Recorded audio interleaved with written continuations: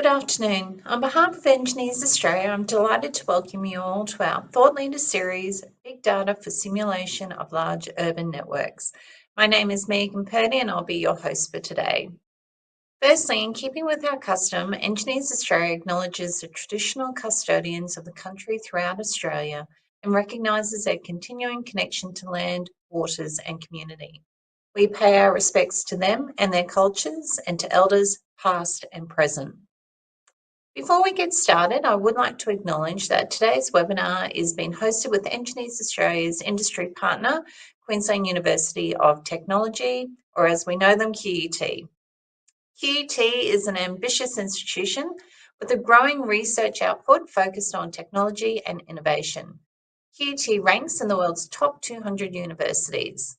Their strategic plan establishes QUT as a university for the real world and charts its provision of transformative education and research that is relevant to our communities. With more than 50,000 students across 2 inner-city campuses in Brisbane, QUT offers academic programs in fields spanning business, creative industries, education, engineering, health, law, science and social justice across 5 faculties.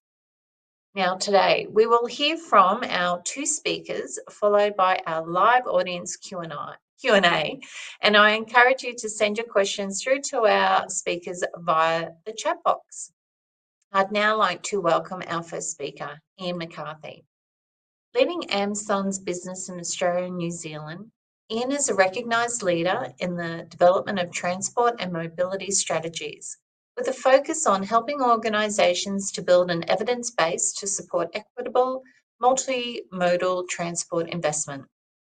With 15 years of experience across consulting, the public sector and with commercial transport operators, Ian brings a well-rounded understanding across operations, planning, investment prioritisation and delivery of transport services and infrastructure. Ian has an extensive background developing strategic frameworks and standards to support healthier, more equitable planning, allocation and operation of road space in Australasia, including a significant role in the development of the National Service Level Standards for Roads. I'd also like to welcome our second speaker, Professor Ashish Bhaskar. Ashish's expertise includes transport, big data analytics, modelling, simulation, operation and control. His research focuses on addressing the issues and challenges related to road traffic congestion and its detrimental socio-economic and environmental impacts. Together with his team of researchers and collaborators from government, industry and academia, he is working towards evidence-based decisions support management and control of multimodal transport systems. Please join me in welcoming Ian McCarthy and Professor Ashish Bhaskar. Thank you, Megan. I'm here today to talk to you and introduce you to AmSun's mobility solutions. Some of you in the industry may be aware of our core product, our transport simulation products. But we'll talk today about our full suite of products and how we aim to digitize your future of mobility and how we've worked with QUT over the past years to further enhance the capability of those tools. AmSun has been in the marketplace for over 25 years, and during that time we've had the privilege of working worldwide with a number of major cities, major national governments, and major private sector clients. We've won multiple awards, including in Australia for smart transport infrastructure, and through that time we've simulated billions of vehicle kilometres as well as pedestrian, cyclist, and even airplane kilometres much faster than real time. Our full mobility suite is geared towards helping transport authorities and their stakeholders to understand their transport networks, to forecast what's going to happen into the future, and to decide what action they'd like to take or what investment they'd like to make into the future. We do that across a range of time periods that cover the whole transport life cycle. We monitor in real time, we help them analyze their historical data, and we help them forecast whether it's 1 hour or 30 years into the future. This enables our solutions to cover a range of use cases across the whole of the transport life cycle, whether that's in maintenance, planning, performance insights, or benefits realization. For many on the call, you'll recognize AmSun as a provider of a traffic and transport modeling software, which is well used across the Australian and New Zealand marketplaces. The The focus of that software has traditionally been at the longer term forecasting end and the historical analysis end to help agencies invest in policy decisions and primarily in infrastructure planning and delivery. What we're talking today is how our tools can help fill in the middle, where we give them situational awareness, we help them monitor their network in real time, analyze large data sets to give better historical context, and to forecast more in the near term to help operational planning. We have a range of modules outside of our traditional off-the-shelf simulation software which help us to do this. The off-the-shelf forms a very small component of this, but a very important one as our simulation technology. And what we're talking about today is how we leverage all of the other modules and different user interfaces to enable a whole range of different use cases. And what Ashish will talk to you about is how they've helped us to develop the capability in the offline analytics and the real-time analytics to better support our customers. Globally, there's a whole range of use cases that we won't talk too much about, enabled by switching on and off different modules and providing different data sets.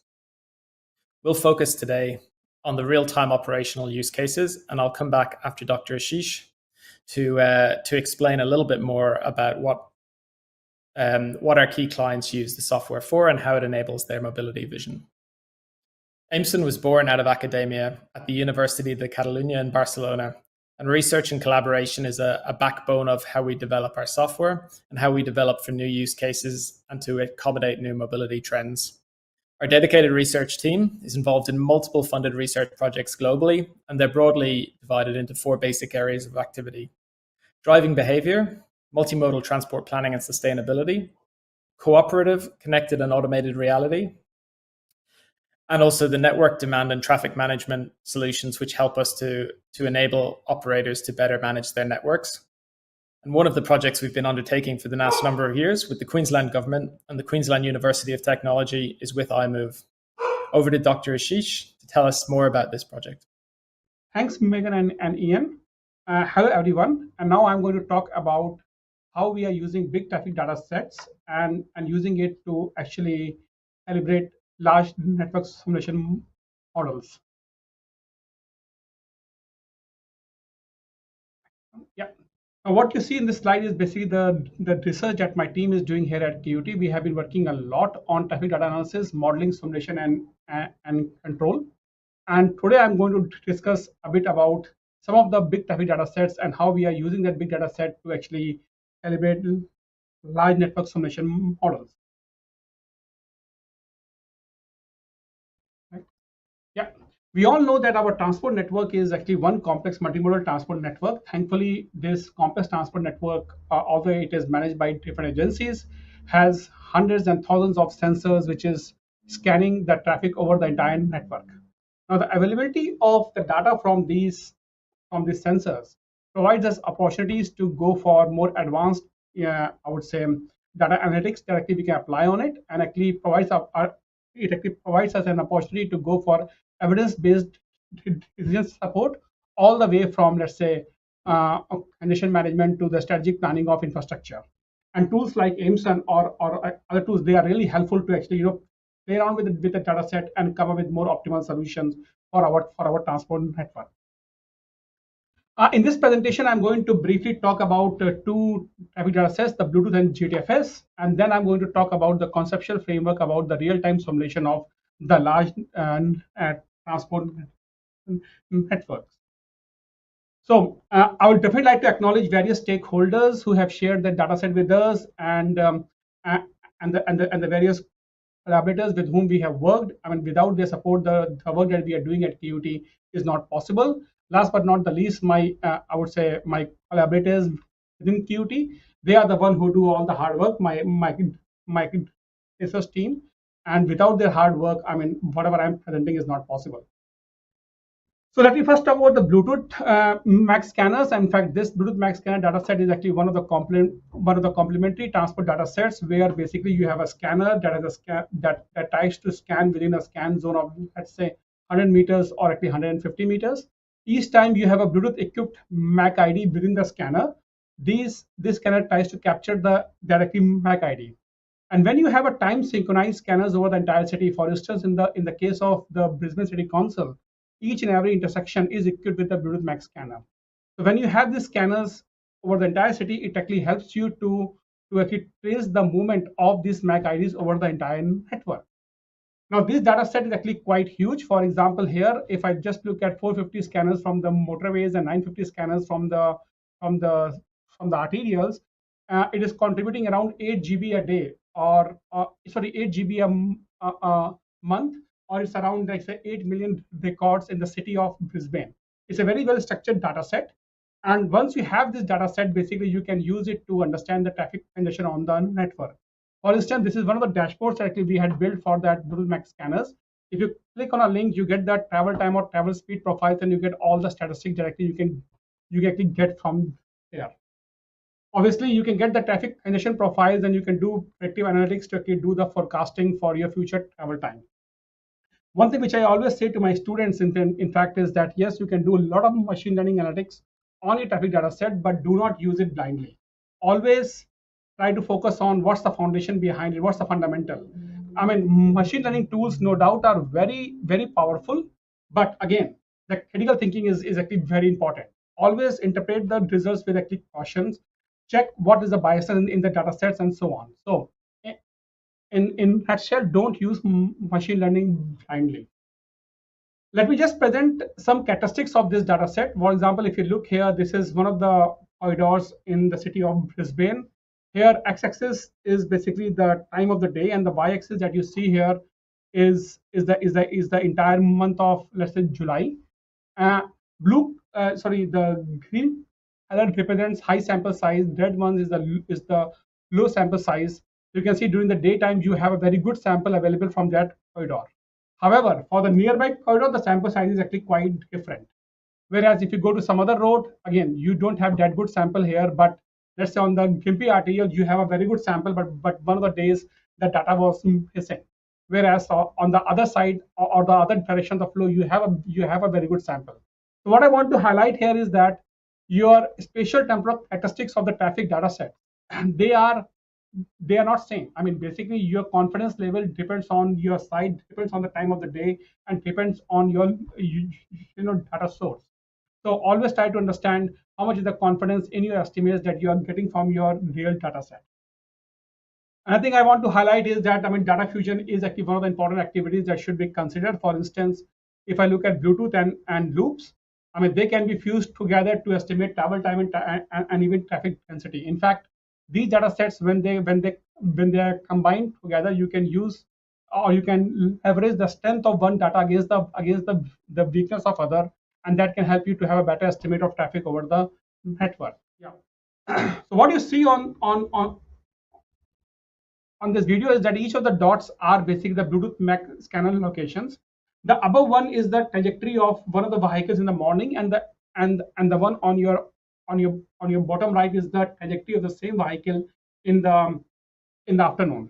So Bluetooth data, in addition to the travel time, can also give you the trajectories over the entire network. Obviously, these trajectories, I mean, have to be reconstructed because you might not be able to observe your traffic over, or you might not be able to observe your Bluetooth MAC IDs over all the intersections. For instance, in this particular case, you are only observing your MAC IDs at the 3 circles that you see here. Obviously, you can develop algorithms to actually identify the actual trajectories that actually you can get. This is an easy problem to solve. Whereas if you look at the CBD area where the scanner zones are actually quite huge, and they overlap, in this particular case, I mean, it becomes far more complicated. So what you see here is, let's say, one of the vehicles moving in the Brisbane CBD. Your observed trajectory is, let's say, S1, S2, S3, S1, and so on. Whereas your actual trajectory was only S1, S2, and S4, and so on. So what you see is that it is actually quite complicated to solve. In fact, recently we have addressed this problem. We come up with a solution which is a slit-based solution, and you can actually think of having parallel slits and sending a beam of light through the slits. And by doing so, we are able to solve this problem, and we are able to get better trajectories even in a very dense urban environment. Now, I would also like to highlight about the transit dataset. I mean, transit dataset is basically the GTFS dataset available, and this actually provides very valuable source of information about the public transport. We have in the past worked on downloading the dataset from the entire TransLink server, but recently we have also focused on like a tool which is called as Live, which provides the real-time visualization of the entire public transport network. So those who are interested, they can scan this QR code and can have access to the code that helps to download the GTFS dataset, plus also our real-time visualization of the entire public transport network in Southeast Queensland. So what you see here is the condition profile for the public transport network just by using the GTFS dataset. So you can, again, you have multiple sources of data available to you from the road network that can be utilized to have a better understanding of how your actually multimodal transport network is actually performing. Now, with this, the key message I want to actually present in this part of the presentation was that data is a very valuable asset. It provides valuable insights that can help you to go for a data-driven decision support system. But I want to also highlight that do not use it blindly. It's the real data is actually very messy, and it should be. I mean, we should be considering how much confidence we have in the data source that is available to us.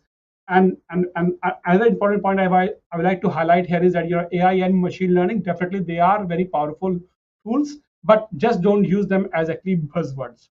There should be a genuine necessity to actually apply these tools.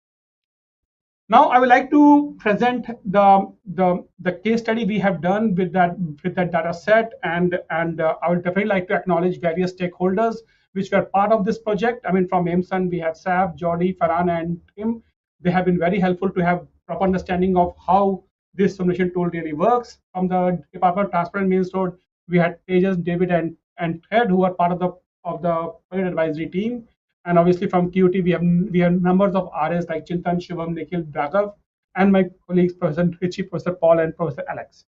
So, and they are the one, I mean, with whom we have discussed this project a lot. And what I'm going to present is the learning we have from this project.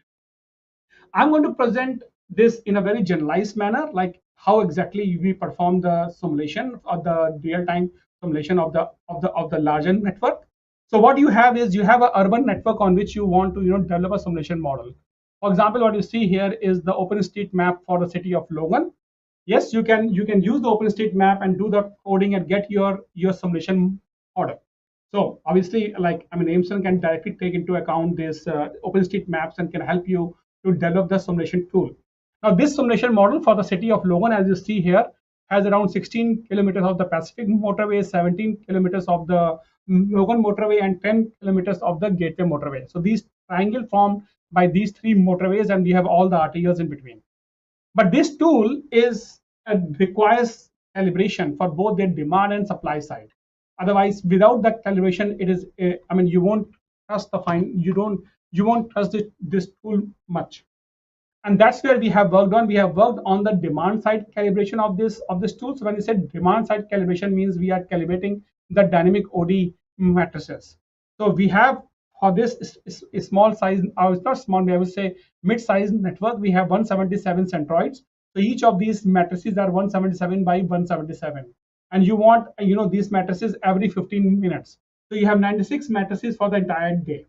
So that's what we actually we have to do. Now, for the same network, you have multiple sources of data available to you, and this data set might be available by, let's say, certain data lake from the agencies. That can be, like that is actually the important point in this whole modeling. The data is available to you in both offline and real time. Now, in the case of an offline data set, okay, before jumping there, I would like to talk about again the different data sources. So for this same site or for any site, you can have data from loops, you can have data from Bluetooth, HARE, Compass IoT, CAVI, or any third-party vehicle trajectories which is available to you. What I want to highlight here is that different data sets have the different characteristics. Loops are still the most important data source that provides the volume on the network. It provides the flow, and none of the other data sets can actually provide the volume and flow. You can get speeds from Bluetooth, HARE, CAVI, Compass, or any data set. But again, when you get the speed values, the sample size are going to play a very important role. And obviously, Bluetooth and Compass can give you vehicle trajectory. So for this specific network, in fact, it was quite interesting project because data will never be perfect. For example, for this specific site, the challenge we faced was we had loops only from these, the red markers. So our streams traffic data was only available from the Pacific Motorway and some of the major arterials. Whereas, just for sake of simplicity, I have presented a snapshot of the traffic speed. Our speed from the third party with some confidence is only available for the links which are shown here. So what you can see from here is that your views are quite different for the network. Volumes you might be getting for certain locations, speeds you might be getting from some other locations, and they are complementing each other out. So it's a multi-view problem we are looking at.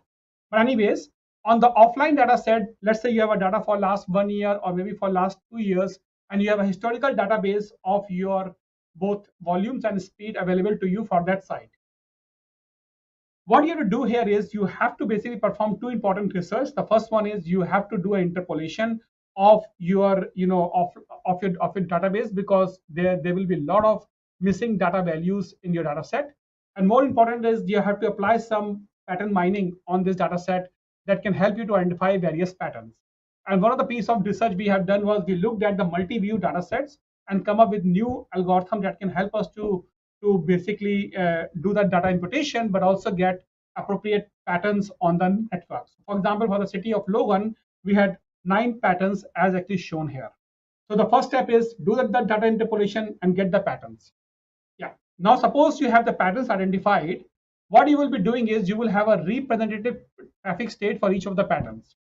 And for any traffic state, what you do is you have to estimate the OD matrices. So that's where the reverse engineering comes. The one that you see on your left is what is known to you. The flows and the speeds, they are known to you. You have to estimate the OD matrices. Let's assume that you have a tool that can help you to do that estimation, and you are able to estimate the OD matrices for each of the patterns. This will actually lead to a repository of your traffic states and the OD matrices. So from the offline data, you have defined the patterns, and for each pattern, you have estimated the OD matrices. In terms of your real time, so when you are applying, let's say Emson Live, in the case of real time, you have a real time data available to you from the same site. So from the real time data, you will try to see this specific day or this specific time period until now. Try to match it to the historical repository of your traffic patterns and traffic states, and from there get a matched OD. Means that is the most, I would say, in absence of any further information, that is the most reliable OD you can use to perform the simulation for that site. But again, that OD was from the historical, I would say, matched OD patterns. So what you do is you would like to adjust this OD so that it is reflective of that day. And that's where you do a real-time forecasting of the next 1 hour by applying any, let's say, standard machine learning algorithm on your traffic data set under recurrent traffic conditions. So here we are assuming that the traffic patterns are recurrent here. You do that forecasting, then you use your forecasted traffic states with your matched OD to do the real-time adjustment, and that gives you the OD that you're going to use for your traffic simulation. Now again, this real-time simulation is really valuable whenever there are incidents on the road. I mean, basically when the things are non-recurrent, that's the place where the model-based solutions are going to play a role. That's the place where these real-time simulation tools are going to play a role. But that's the OD you are going to use to perform that simulation. So in summary, what you see here is you have your historical database. So you have your network. From there, you have a historical database available to you. You do your pattern mining. You develop your repository of OD matrices with the traffic states. In the real time, you do your pattern matcher, get your matched OD, and then do the adjustment. Now that's the Emson Live methodology, which I think you can even find it from the Emson website, and actually Ian will also be talking a bit more about it when he's going to talk about the case studies. So what I had presented in the past is just a conceptual explanation of what is presented in this flowchart. So where we have contributed as part of this research, we focused on, let's say, data imputation. We focused on the traffic state pattern mining. We focused on how we can generate the OD matrices, and also how we can do the forecasting for traffic states under recurrent traffic conditions. So all the boxes that you see here is the place where we actually perform research as part of that R&D. And the summary of the R&D is actually presented here. We actually proposed two algorithms to do the OD adjustment, scale factor based and KFI based. I'm going to talk about the KFI based here. We talk about the new algorithm for actually pattern mining. We also looked at empirical traffic assignment for actually to enhance the adjustment, to enhance the computation, I would say, complexity of the OD adjustment. And we also used the Bluetooth trajectories to actually calibrate the route choice model. So I'm going to now talk about one of the important research regarding how do you do the offline estimation of the OD matrices. So you have your traffic states, and how do you estimate the OD matrices? For this, one thing that actually, so Y naught is what is known to you, X is what you have to estimate, and bilevel OD adjustment is one of the well-known tools, which is, or one of the well-known technique which is utilized for OD adjustment, where what you do is you assume OD matrix X, you assign the OD on the network. From the assignment, you get the flows on the, you actually estimate the links flows, and you try to minimize the gap between observed flows and the estimated flows. So that's the general process. It is highly, I would say, computationally expensive thing. Moreover, it is a highly underdetermined problem. So what you do not have a single solution for this problem, and moreover, I mean, it is very, like, I would say, computationally efficient. So you may not be able to reach to convergence. You don't have enough time to really reach the convergence. Now, if you want to enhance the OD adjustment, there are a number of places where you can do the enhancement. As you can see here, at the top left, you can restrict your search space. At the upper level, maybe you can bring more knowledge in, and you can restrict the search space. At the lower level, you can use an empirical assignment. And in the OD state itself, you can use some actually priori knowledge to actually make the adjustment of the OD. And basically, if you like, as we have discussed about the vehicle trajectories are very important. These trajectories can give us a lot of information about what's happening on the network. So one of the work we have done in the past was to utilize the Bluetooth vehicle trajectories to this bilevel adjustment. And basically, what we did was, you have a bilevel framework, and which is primarily based on the traffic flows. We actually bring the Bluetooth trajectories in this framework, and by bringing the Bluetooth trajectories, we change the upper level objective function, where in addition to minimizing the flows, you also minimize the deviations or the correlationship between, or maximize the correlationship between the assigned subpath flows compared to the subpath flows you are actually getting from the Bluetooth. And this work has already been published. Interested readers can actually scan this QR code and get that paper. But that has shown significant improvement in the OD adjustment. But again, this is still adjusting the upper level subspace, but this does not contribute a lot in minimizing the computational complexity of the OD adjustment. One way to reduce the computational complexity is think of an empirical assignment. Now, how can we come up with the empirical assignment model? So for this, what we did was, we know, let's say we have the vehicle trajectory data set for the entire network, which in our case, for the city of Brisbane, we have from the Bluetooth. Similarly, you can use some other data source to get that trajectories. Between any two origin destination pair, you can cluster your vehicle trajectories and get your, let's say, the appropriate paths which are available to you. So basically, you can have your observed paths as one of your, I would say, starting step in your assignment. So you know your paths very well. Then, based on your travel time information available to you, you can recalibrate, or you can calibrate your route choice model by your data set itself. And once you've done that calibration, then you can use that calibrated route choice model to define an empirical assignment. That's another piece of work we did as part of this project.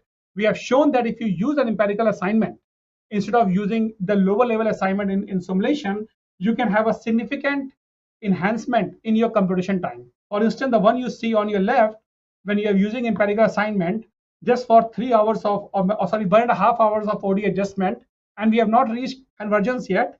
We only go through, let's say, maybe 12 iterations. It takes 32 seconds. However, if you use the dynamic user equilibrium, which is going to take 3,000 seconds to actually make that adjustment, and by using empirical assignment, you will not have a significant reduction in your accuracy. So what we are showing here is that with the data set available to you, let's say the large scale trajectory information and the speed knowledge, you can calibrate your route choice models and actually use it as an empirical assignment in your OD adjustment process. Next one I would like to highlight is how you can use the prior knowledge. Now, this one was actually motivated by the video summarization technique. So what we're doing here is, in the video summarization technique, a video is a sequence of films. You have multiple shots available to you. In the video summarization, you segment different shots, and then from each segment you try to come up with, let's say, the key frame that summarizes the entire video film.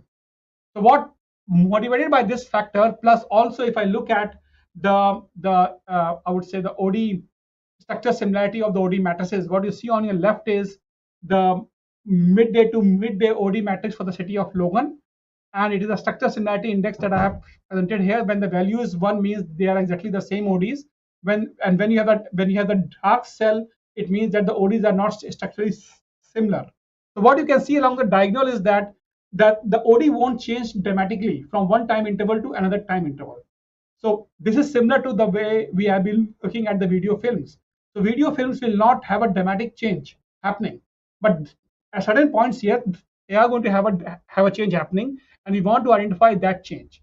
So if I look at my OD matrices, a time series of the OD matrices, if I have an approach by which I can only identify the keyframes, the one you see on the right, and I only adjust these keyframes in my OD adjustment, I can reduce the number of unknowns, and then I can think of interpolating between those frames. And by doing so, I should be able to enhance the computational requirement. I should be able to reduce my computational requirement for the OD adjustment. And we have tested this as part of this project. We have proposed, let's say, a keyframe interpolation method where we said, look, you don't have to adjust all the ODs, identify the keyframes, adjust those keyframes as, let's say, parallel computing. And then by doing so, you should be able to have similar accuracy by actually reducing the, let's say, the computation time. And just for the sake of comparison, what you see here is if you go for a 3 hours of OD adjustment for the city of Logan, if you apply the keyframe with actually parallel computing, it might take only 6 to 10 seconds or 6 to 10 minutes to adjust 3 hours of OD. However, if you use, let's say, the dynamic user equilibrium, it might take 8 to 10 hours to do that adjustment. Having said that, at this stage, I won't say that the keyframe interpolation is the universal solution. We are still working on this approach. We are trying to understand how we can identify the keyframes, what are the interpolation methods that can be considered, how sensitive this OD adjustment can be to this keyframes identification and interpolation. That's actually one of the ongoing area of research where we are working on. Other area where we are expanding is in this project we have used only flows at the upper level adjustment. We have not considered the speed values, so we want to bring the speed values also in the upper level adjustment, and that's going to change the way we are going to perform the optimization. And also, and obviously we have only focused on certain I would say proof of the concept of calibrating the route choice model. There's a lot of data set available these days. For instance, the third-party data set like Compass IoT or other sources, those have the potential to actually really do a large-scale route choice model calibration. And last but not the least, in this project, we had only focused on the demand side calibration. The joint calibration of both demand and supply is the one that actually we have to focus more on. Yeah, that's all from my end. Thank you. Thank you, Ashish. Moving on from that fantastic explanation, and I'd also like to extend my thanks to our team at Aimson, the team at QUT, and also the team at TMR and all the other contributors to the project. It's been an interesting insight for us into how we can develop this platform into the future.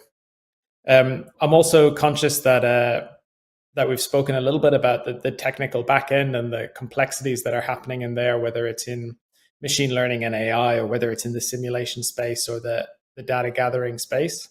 And I wanted to reflect a little bit upon why we do all this hard work and what the function of the tool is out into the future. But first, I wanted to talk about something that comes up quite a lot in the conversations we have about this tool, and Anyone who's playing buzzword bingo or transport buzzword bingo or technology buzzword bingo might find a lot of these terms kind of comical, but we are talking about big data. We are talking about artificial intelligence and machine learning, and we are talking about simulation, but we're trying to use them in a pragmatic and practical way. And as Ashish has mentioned, it's easy to get carried away in this space and start to reveal some of the biases. And that's a little bit why we still take that big data, take our artificial intelligence tools and combine them with simulation, because in combination, they can start to fill in the blanks and the blind spots of one another and start to override some of the biases. So when we think about real-time data and getting that big data and understanding what's coming in and processing it into a holistic vision, it's fantastic. It helps us understand what the big picture of the transport network is. Using machine learning tools, we can start to forecast, just based on data, what's happening right now and what's going to happen into the future. But those machine learning algorithms are trained on historical data. And so when something unusual happens on the network, or when something that hasn't been experienced happens on the network, they can start to deviate from the level of accuracy you need to manage your network. And certainly, they don't allow you to compare different types of scenarios in terms of the actions you should take on the network. So when we combine those with simulation, we're able to ask those big what-if questions, as well as leveraging the data sets that are coming in to give us an accurate, real prediction of what's happening on the network. In talking about some of the common use cases, we'll focus on real-time network management, the original intention of Aimsun Live in incident management and responding to unplanned events on the network, but also some of the emerging use cases in terms of managing your network for important policies like environmental improvements or emissions reduction or public transport priority. We'll talk a little bit about some of the value-added operational planning you get from having such an environment. And we'll also talk about how you can modularly build up to the level of an Aimsun Live in line with key projects or key requirements on your network and extract some value at each stage.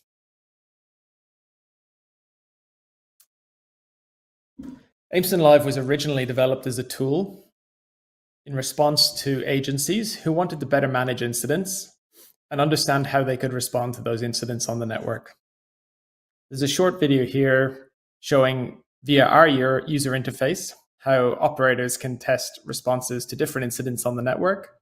But it's important to bear in mind that in many operating rooms, including across Australia, the back-end interface is integrated fully in the operator's existing systems, so it's not always a standalone tool.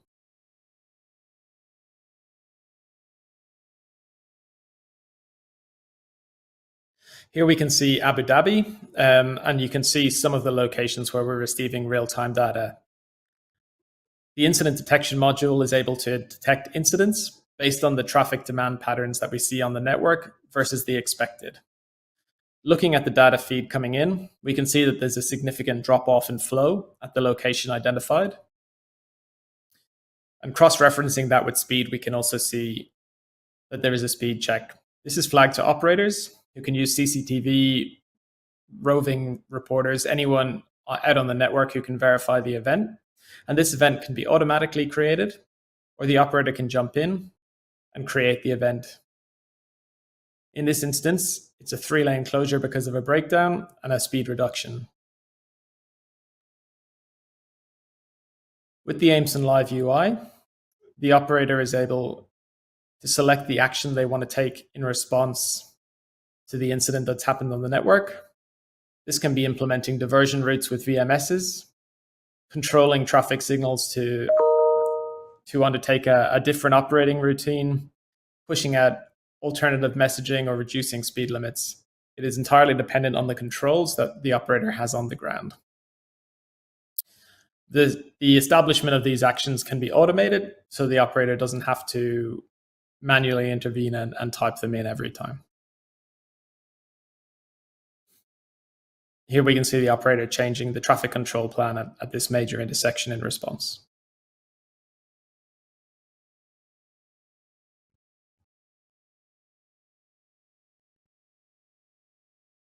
Here the operator is selecting the response plans they want to test in respect of the incident which has happened on the network. For this example, they're testing 3 response plans, but they are also testing as a default what happens if they do nothing.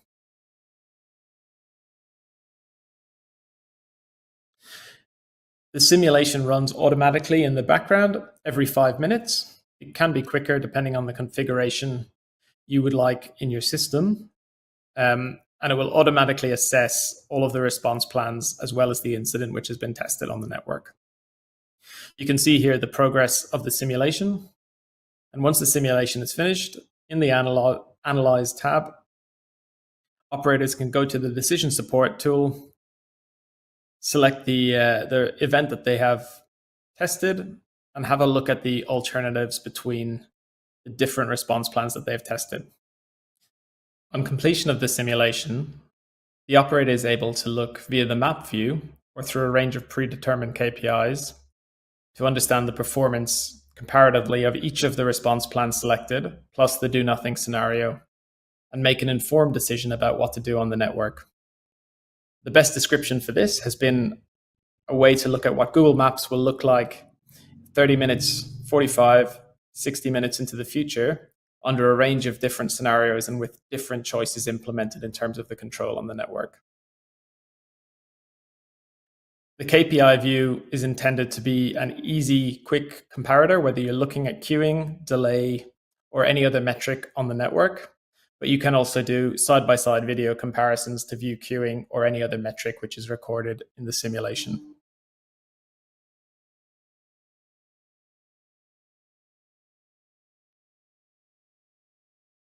What started as incident management has been further developed and embraced by different cities and operators throughout the world to help them manage their network better for specific policies. We call this policy-based transport management, and it's about smarter network operations and the ability to prioritize what's important. Managing urban transport networks is an extremely complex task, and in many of our cities, that infrastructure is reaching practical capacity. That means balancing priorities of different users and the different environmental outcomes in lines with your policy. Our tools don't help you create new capacity on the network, but they help you make informed decisions about how you allocate that priority on the network, how you allocate that capacity, and how that affects the different users on your network, whether they're driving cars, riding bikes, or walking along and breathing the air. The tool works by assessing the current state of the network, predicting the network performance in the near term for multiple operational scenarios, understanding the performance outcomes for different user groups and for priority user groups, testing those outcomes against organizational policy and the business rules you've put in place, and then implementing the operational plans which achieve the best outcomes for priority users. Between steps 4 and 5, this can be done with review by an operator, or in more complex scenarios, this can be automated to automatically implement the best outcome. I'll talk to a few examples, and first I'll talk to environmental traffic management, and in particular a system we've had in place in the city of Wiesbaden in Germany, which is about digitizing traffic and making a contribution to the overall environmental quality within the city. For those not in the know, in the EU, there are strict financial penalties in place for cities which exceed environmental thresholds and emissions thresholds. And so there's a real burning platform and incentivization for them to manage their networks in line with reduced emissions. The main questions for an effective environmental traffic management system in Wiesbaden: can we accurately understand the current conditions, not just the traffic, but also the pollution levels, and are they higher than normal? What contribution is the traffic making to that air pollution? And what are the effects of weather? Are they supporting the distribution of those emissions, or are they actually making it worse at street level and creating worse health outcomes and environmental outcomes? And then the ability to support decision-making on proactive measures. So by making proactive traffic measures, can we reduce the air pollution? How does that actually have a knock-on impact to traffic in other parts of the city? And importantly, how will public transport be affected if we're generating queues or storing queues elsewhere on the network to improve air quality? I wanted to share the results of this system. We often talk about long targets for net zero, but I think it's also important to reflect on the changes we can make right now with strong policy positions and the ability to make decisions on how we operate our network. The green writing may be slightly challenging to see, but you might be able to pick out that carbon dioxide was reduced by 15%, NO2 by 17%, and the particle matters by up to 22%. So some really significant reductions in terms of operating the network without exceeding acceptable thresholds for the trade-offs of providing that priority.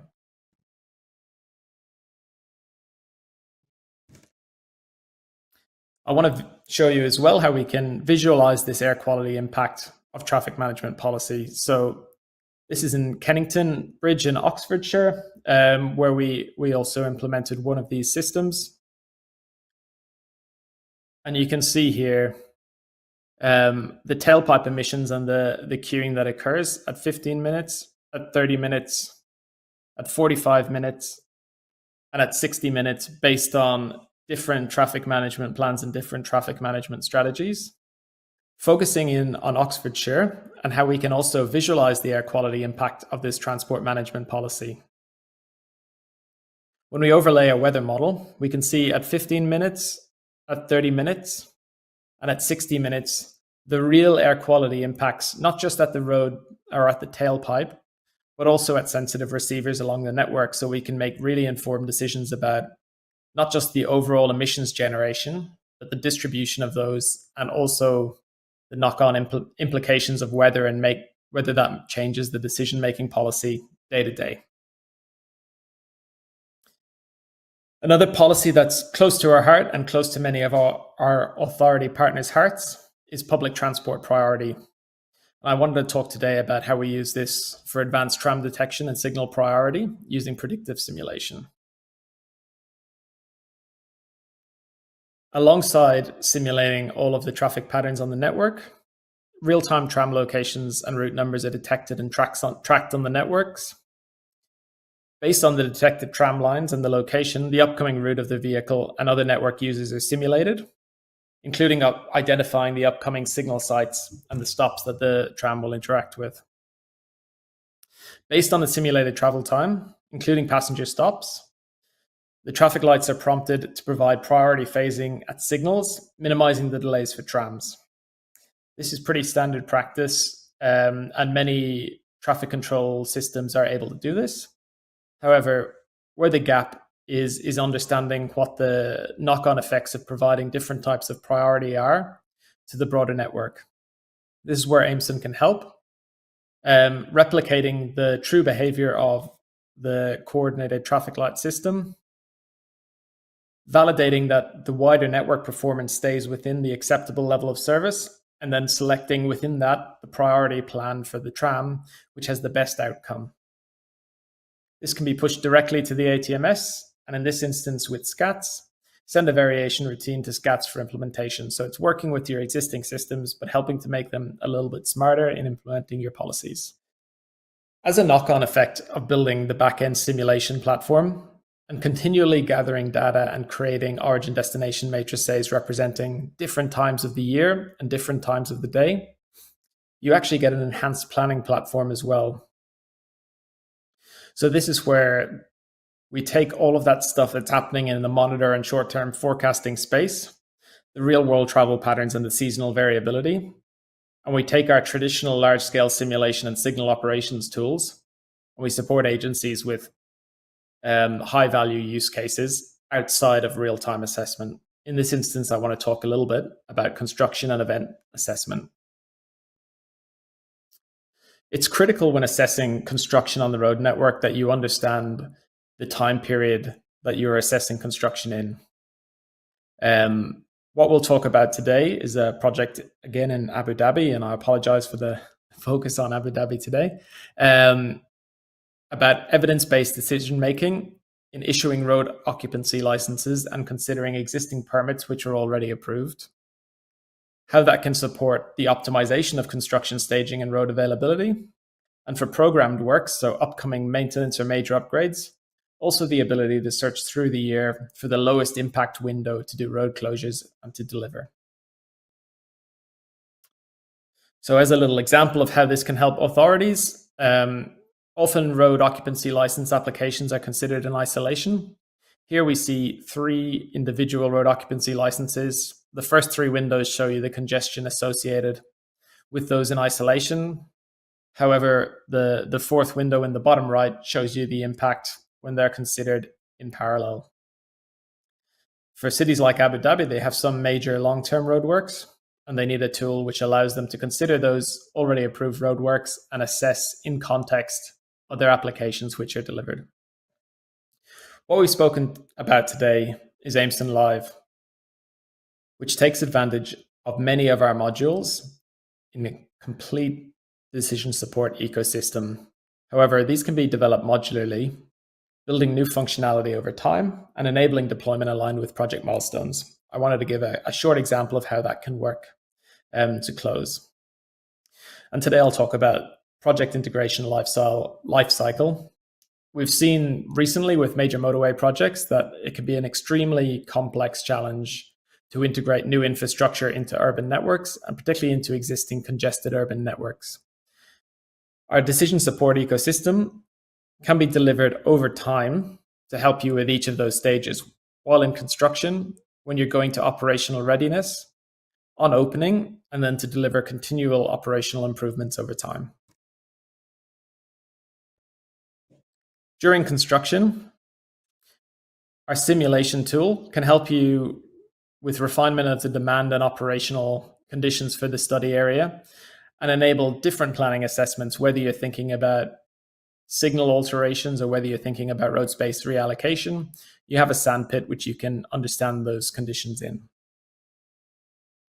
As you move into the operational readiness space, 2 to 3 months out, we can implement signal emulation so that you can start to test your real world signals in that sandpit and optimize your SCATS plans or your SCOOT plans or your streams plans to best accommodate the changes that are coming on the network and refine those plans with a integrated feedback loop.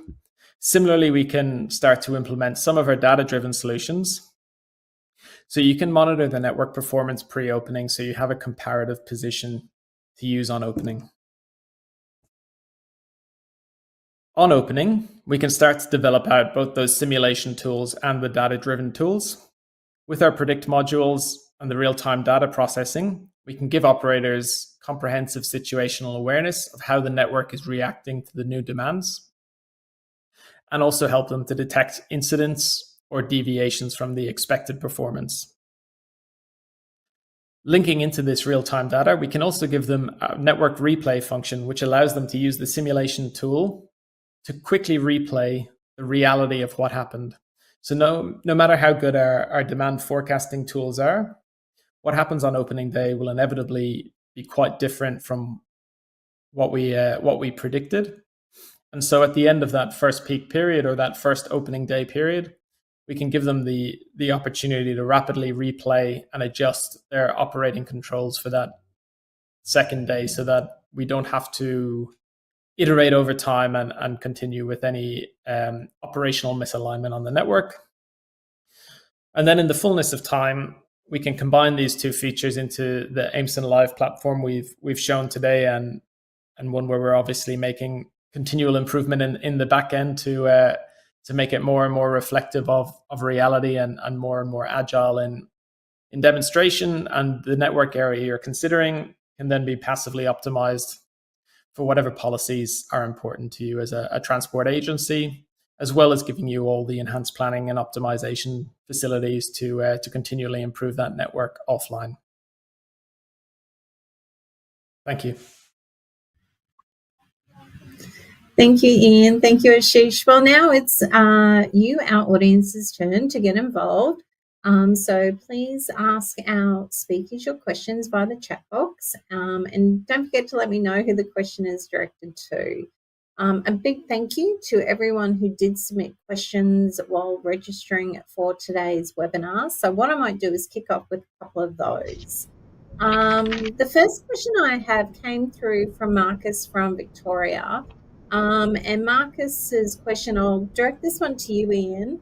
It is, to what extent is this approach to modelling reaching close to real time, and are you using sensors to do so? Thanks, Megan. I guess it depends on the definition of real time. So the data-driven tools we've got are very, very responsive. They are sometimes limited by the latency of the data and when we receive it. So there is a delay in receiving data from the network.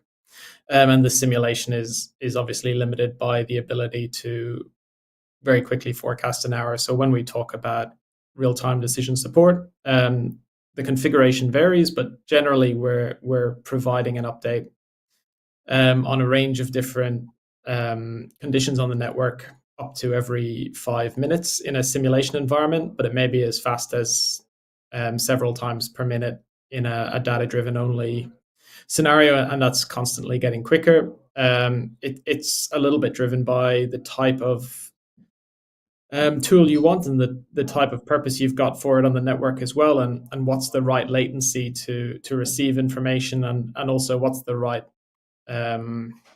time period to bunch that information to smooth out some of the noise on the network if you're using it for more passive management. But the data feed is real time, or as real time as is enabled by the different sensors or data providers. And then it's a case of how complex the analysis you want to do is, and it may take 10 seconds, or it may take up to 5 minutes to simulate that 1 hour in the future. Yeah, well, thank you. Ashish, there was a question which came through from Nasia from New South Wales. Rather large question, so I might break it up into some bite-sized chunks. The first one was, what are the main challenges that organisations face when dealing with big data? And then from that, what are the implications of handling these sensitive data? Thanks, Megan. In fact, there are several challenges. I mean, there's not only one challenge. It's a long list. And as you know, the big data basically is defined by number of V's, like value, veracity, the velocity, and etc. I think one of the challenge among these V's is like, how well are we able to extract the value out of the data set? So data is available, and the number of agencies are getting, I think they have far more data set than actually what was in the past, and it is increasing almost every day. But how we can extract the meaningful insights out of it, that actually is one of the biggest challenge. And that has to do also with the lack of skilled labor. So we have lack of expertise, especially in the transport domain, where you have a data science expertise, and complemented with a deep understanding of the transport domain. That's, I think, is actually one of the challenge which I see. Thank you. And the question went on to ask, how might AI impact the future of big data?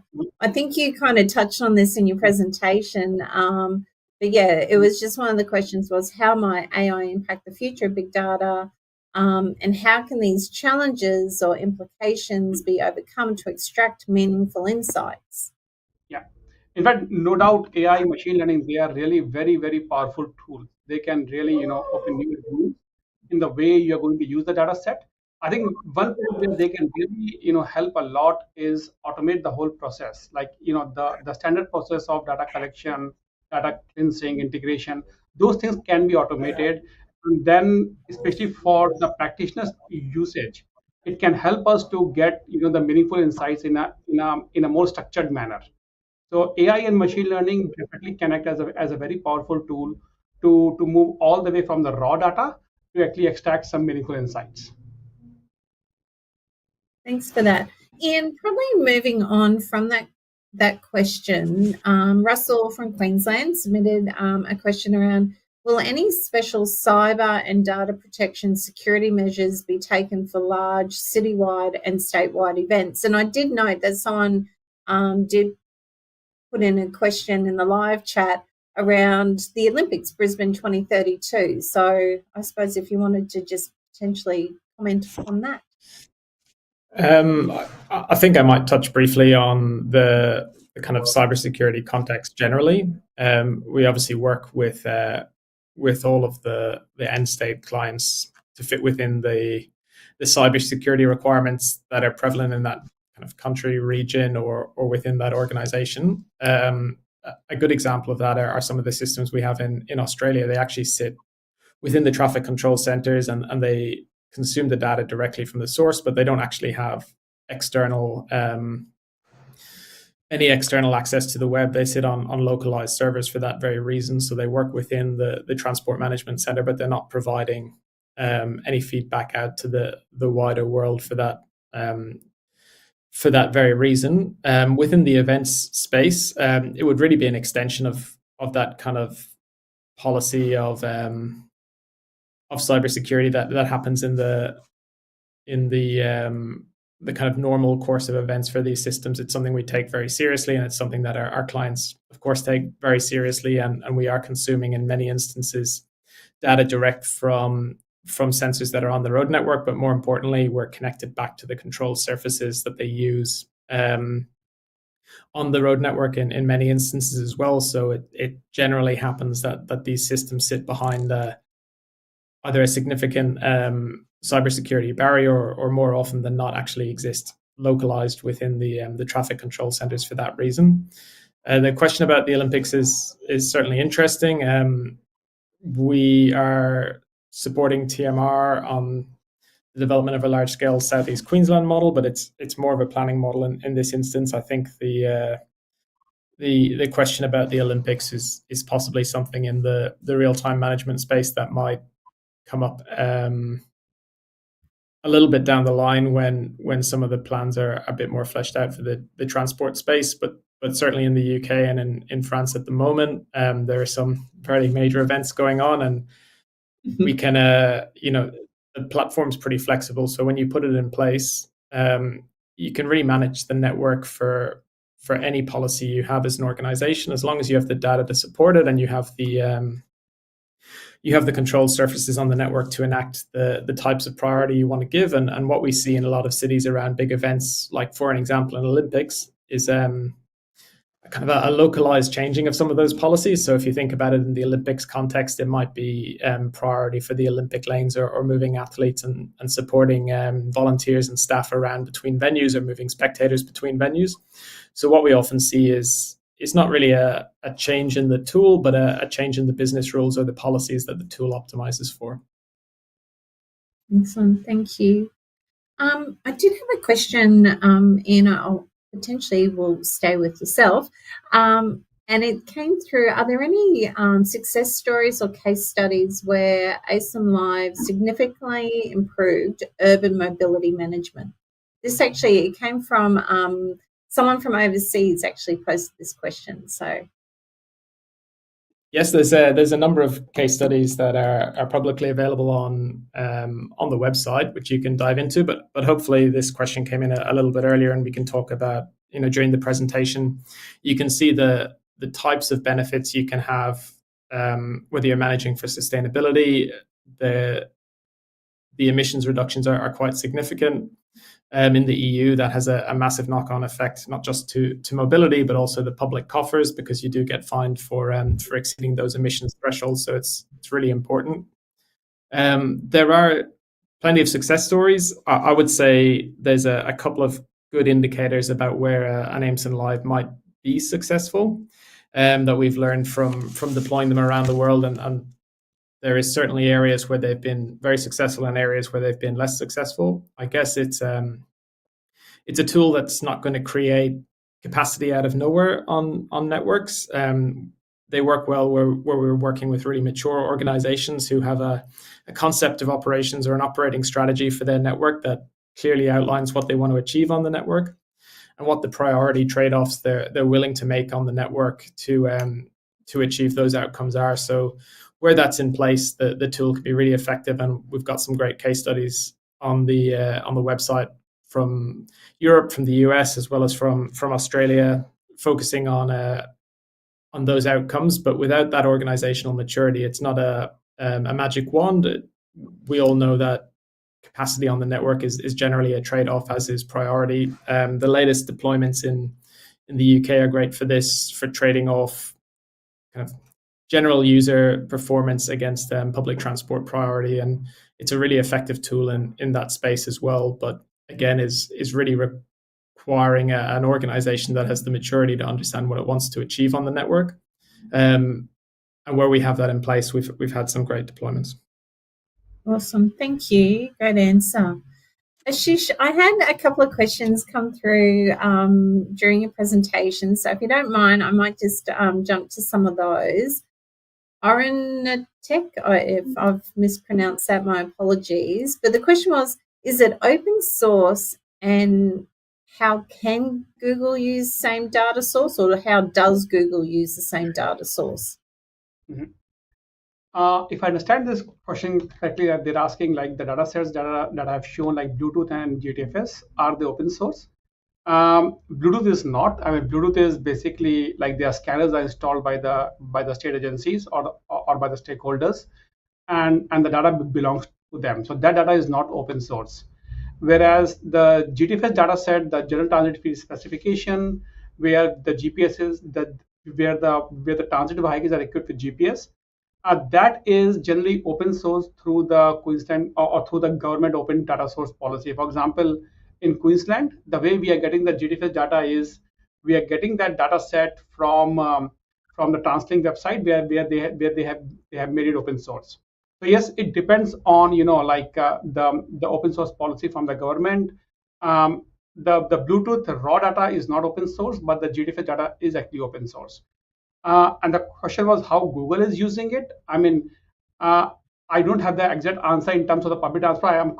I think yes, Google should be using the GTFS data set available from various transit agencies for the public transport. I don't see a reason why not.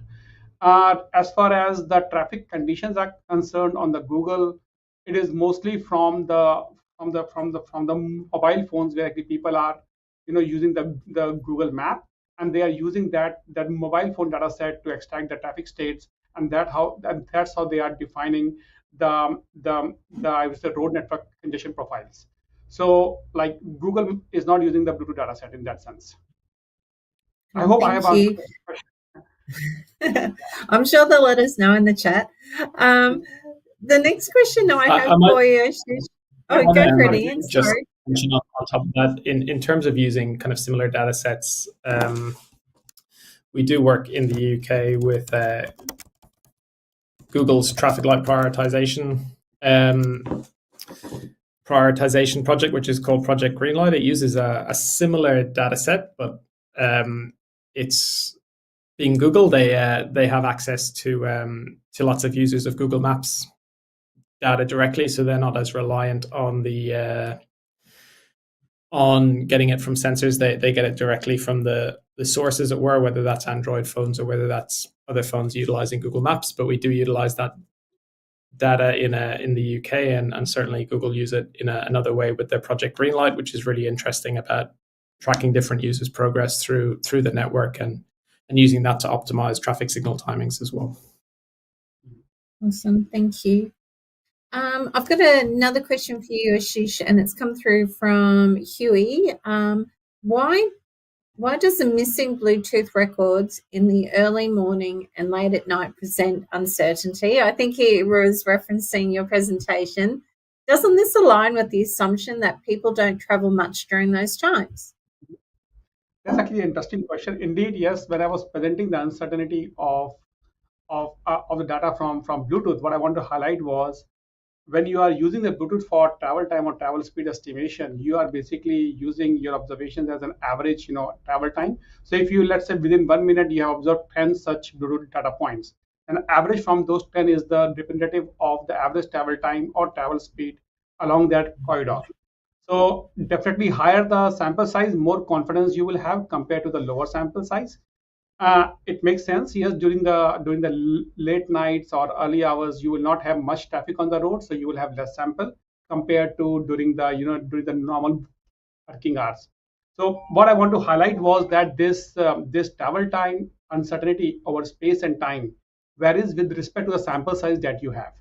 So you have to consider the sample size and data point so basically your average estimate is basically an estimate based on whatever sample you have observed.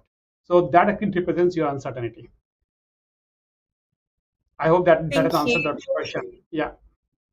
Thank you.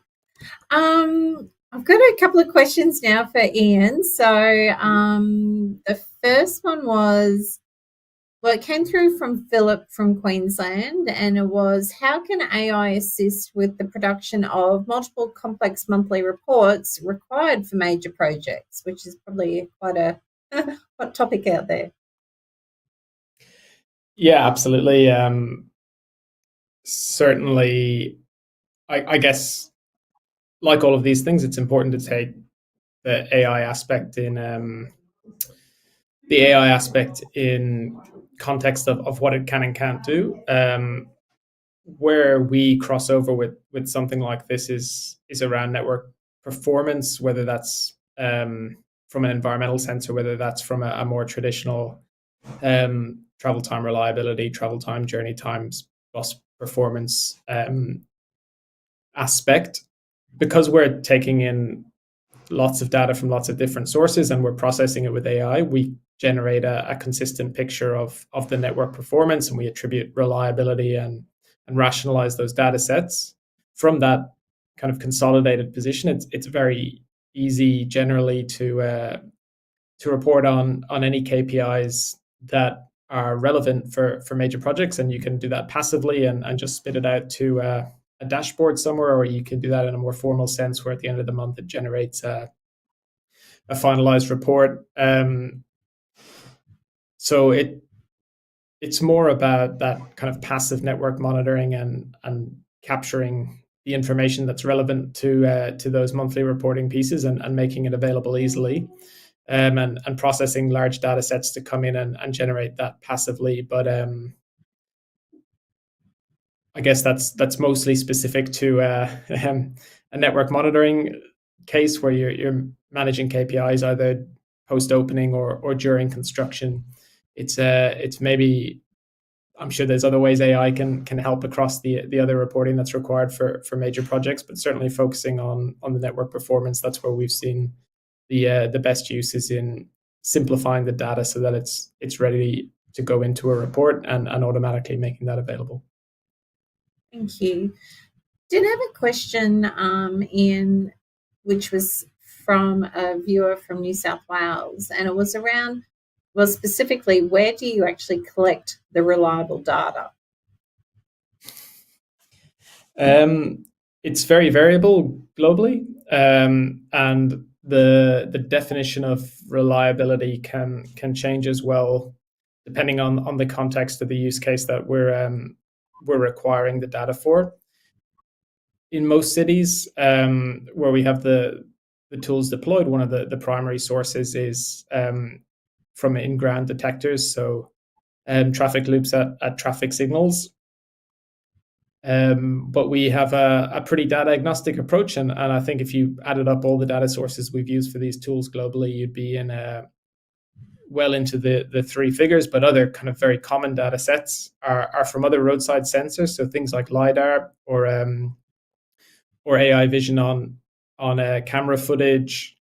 We do take mobile phone data or GPS data from different types of providers. Similarly, we can take data from other sources like toll booths and other pieces. And the key is putting it all together and actually determining what the reliability of those individual data sources is, and then picking out a kind of consistent picture amongst all of that data. So very often we'll find, particularly with that kind of primary source of in-road detectors for traffic lights, that anyone here who works in traffic operations or maintenance will know that they're very often broken or faulty and providing odd feedback through to the traffic system. So it's about understanding the available data sets, and then we do have a quality manager which runs within the platform, which determines, based on all the other data it's getting, the reliability of individual data sources, and where they're less reliable, it will de-weight them in picturing that holistic data set. But the honest answer is you can really take data from anywhere, and every little helps in terms of determining the patterns and determining causation on the network. But and they don't have to provide, I guess, the same type of information from each source. So where you've got the in-ground detectors for traffic signals, they might provide you with flow and speed, but they don't do anything for classification or understanding the different vehicle types. You may get, say, information from a toll booth that really is just a blip every time a vehicle goes by, but it does give you a classification of the different types of vehicles. Or you might get GPS data, but you don't know if it's 50 people sitting together on a bus, or it's a truck driver's personal mobile phone, or something similar. So there's a lot of post-processing to determine the type of data you're receiving and what it's useful for and reliable for. But the answer is not that we find 1 to 2 really reliable data sets. It's really having a volume of data sets that allows us to produce a reliable picture of the network. Awesome, thank you. Ashish, there was a question which came through from Ahmed, which was around how can you clear the Bluetooth data from other non-vehicle road users, especially in city and town centres? Yeah, that's another interesting question, and I will just follow what actually Jan has mentioned. Like, definitely, each data set has its own biasness, so there's no perfect data available. Now, Bluetooth, when you're looking at the Bluetooth, basically is not. It is basically a very complementary data set. It is the data set which is focusing on the MAC IDs of the vehicles, or MAC IDs which are moving over the network. So you capture the MAC ID at 2 different locations, and you do the map matching or the MAC ID matching, and then you get your travel time profiles or whatever you get from there. Then you apply some statistical filter on it. So let's say here in Queensland, we're applying median absolute deviation filters. So we apply filters on it to filter the noise by applying some statistical measures. And that's where you make assumptions, okay, anything which is outside those bounds are your noisy data, whereas the one within the bounds are the one which basically are the one which is of interest to you. Now, when you go for a very dense urban network where the scanners are very, very close by, and you have a lot of other movements happening, not just the cars but also pedestrians, and in fact they might be walking at the same speed as the cars, I would not trust the travel time profiles from the Bluetooth there. So I mean, in fact in one of my papers I've shown like that if the distance between the scanners is large, you will have more confidence in your estimates compared to when the distance between the scanners is short. And I mean, it has to do with that Bluetooth is not observing the MAC ID at one location. It has a scan zone, and within the scan zone, it tries to capture the MAC IDs. So basically, there is a spatial error attached to it. So further apart they are, the more confidence you will have. The closer they are, the less confidence you will have. So again, these are the statistical. I mean, you apply the statistical measures to filter the noise. But having said that, as I said, like you always have biasness in your data set. So I will not trust my Bluetooth for a close by intersections on the CBD. However, I can use it for intersections which are a bit far apart, and I might like to get my I would say corridor travel time, then the intersection delay that you will be getting from the CBD area. So I hope that actually answers your question here, that the one that actually you have asked. Well, Ashish, and forgive me if I'm asking the same question, but just worded completely differently. So my apologies. But a question did come in from Huey, and I think you both have touched on it, but just to clarify for him, it was in real-time traffic slides, it appears you are using multi-view data and conducting searches in a repository to identify trends. How can we determine which view is more important? That's actually a very interesting question, in fact. The data sets do complement each other out. So in my slide, I have shown, like for the city of Logan, I've shown locations where we have the loop detectors from streams, and I've shown locations where we have that some confidence in that travel time estimation, now or the speed estimates. Now, flows and speeds, they are two complementary information. I will look at that. I will not say that. I mean, basically, both of them are equally important. So when you are considering in your pattern mining, like the one that we had shown, which was actually, in fact, we extended that work as part of the PhD research of my PhD student, Shivam Sharma, where we basically applied some feature engineering technique to use this large scale data set from high dimensions to bring it to a lower dimension. And I mean, you can apply, for example, in our case, we have applied non-negative matrix factorization to bring it from high dimension to the lower dimension. So when you're applying these, let's say feature engineering techniques, it automatically takes into account it focuses on the important aspects. So basically, you're not using the dataset as it is. You are basically applying some I would say dimensionality detection on it, and that actually tries to identify the important features, and that actually that takes into account which of these features should be considered for your further pattern mining or for your further analysis. But yeah, I mean, both the views are equally important, and basically I would say let's apply some more advanced data science techniques to actually identify the latent features in the dataset itself. Thank you. And there was a question that came through from Daniel from Queensland, and it was, how do you maintain the network, and how do you deal with the day-to-day minor changes? There's a few different ways we do it, and it again depends on the quality of the information and the preferences of our clients. I guess the highest end example is in Abu Dhabi, where the network is changing really rapidly in terms of new infrastructure coming online, but also with multiple major projects underway. The available road and what's closed for construction is also changing every day. They have a really evolved data lake and digital twin of their network, and the model updates itself from a available supply side every day. So the network is actually updating every day to take account of the changes that are on the network. In other areas we work throughout the world, it's not possible to access such a high quality data source, but there we can rely on things like navigational data sets and HD map data sets from providers like Here and TomTom, which are regularly updated and get real-time feedback from the network, from the different vehicles on the network, and we can use those to identify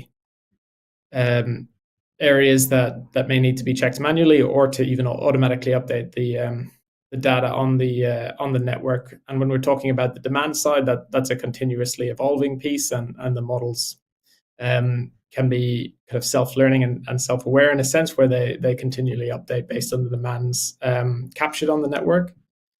The other side of it is temporary incidents. We can connect to the incident management system. So where I'm based in New South Wales, that might be the same feed that goes to live traffic, which identifies temporary lane closures or incidents on the network, and the lanes that are closed associated with those. Those can also be ingested in real time if they're available to adapt the network to reflect the conditions that are observed on the ground and the conditions that are experienced on the ground. But the answer is it depends on the available data. But if the data is available, the platforms can accommodate it to make minor changes to the network availability, doing kind of major updates if there's a new major project that's opening. That can be a bit more of a manual task, and there is a maintenance requirement on these platforms to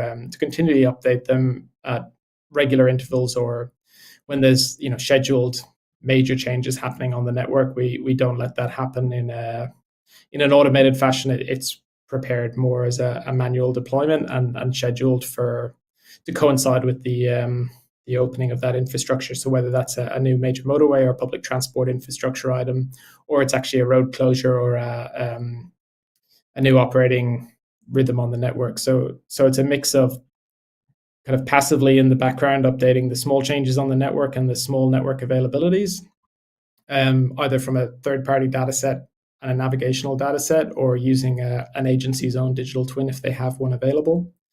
And then separately for those big major network changes, it's generally a managed effort to prepare that in advance and update the system as that comes online. Thank you.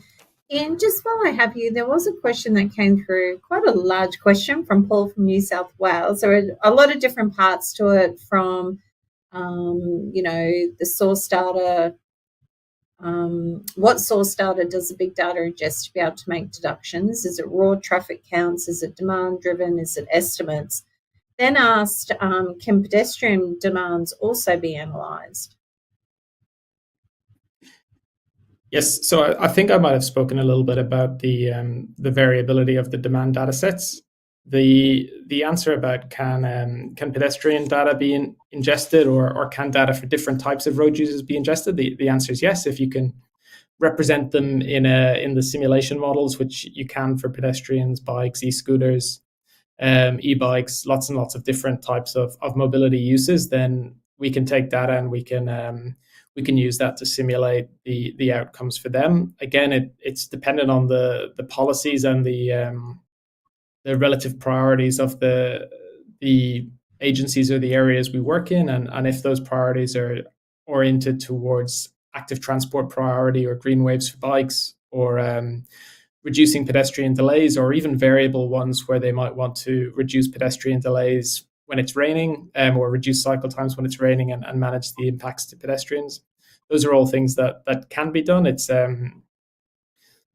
It's a tool that responds to the requirements of the network operator. But yes, whether it's from simple things like push button detection at traffic signals, or whether it's more video analytics, recognizing pedestrians or recognizing bicycles on the network, those data sets can be ingested and can be represented in the simulation. Excellent. Thank you so much. Look, I think we're actually starting to run out of time. So, Ashish, I'll pose probably the last question to yourself, if that's okay. And it came through from Chang Shui from Victoria. And just if you could comment upon how traffic simulation can be applied to real world to improve the mobility and safety.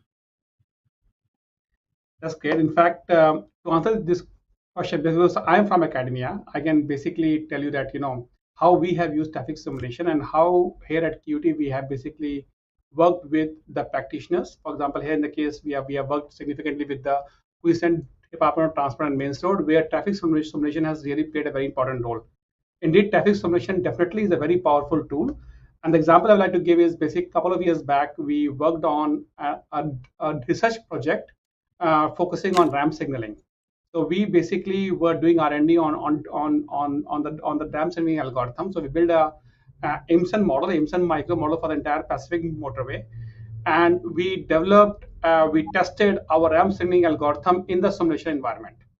So simulation definitely, basically, it's a control environment that actually helps you to have a better, I would say, tool by which you can test various strategies and various scenarios. So we did that whole testing. In fact, it was a long project. And once we were happy with that algorithm, the next phase was how do you implement the algorithm within Streams, the ITS platform for TMR. So what we did was we basically had a factory default testing of the ramp signaling algorithm within the Streams platform.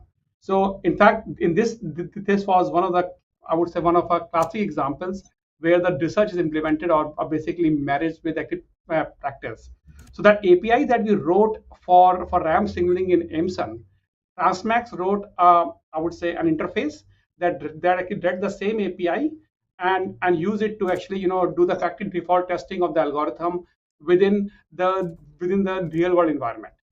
So basically, you can see that simulation gives you a very controlled environment. Simulation gives you an opportunity where you can use synthetic data set where you know exactly what's happening and you can control things. And once you are happy with the algorithm that you are developing, you can implement that within the real world. So I mean, that's actually an example where I would say simulation can really help to have a better traffic management, and obviously it can also enhance safety. So I mean, that's what I will give a response to that question. Awesome, thank you. Well, look, I think we've come to the end or run out of time, to be honest. So, look, that's all the time that we have for today. So please join me once again in thanking our speakers, Ian McCarthy and Professor Ashish Bhaskar, for their time and input. I would also like to thank the QUT, Queensland University of Technology, for their support with the webinar today. I'm also very excited to announce Engineers Australia's 2024 Climate Smart Engineering Conference, with early bird registrations are currently open at the moment, so please follow the QR code on the screen for more information. Another request of everyone is if you could please complete the short feedback form, which is linked in the description box below. If you could complete that, that would be great, because it really does help us to improve and plan our future sessions for you, our audience. So thank you for joining us on our webinar today, and we look forward to seeing you at our next Thought Leaders event. Good evening.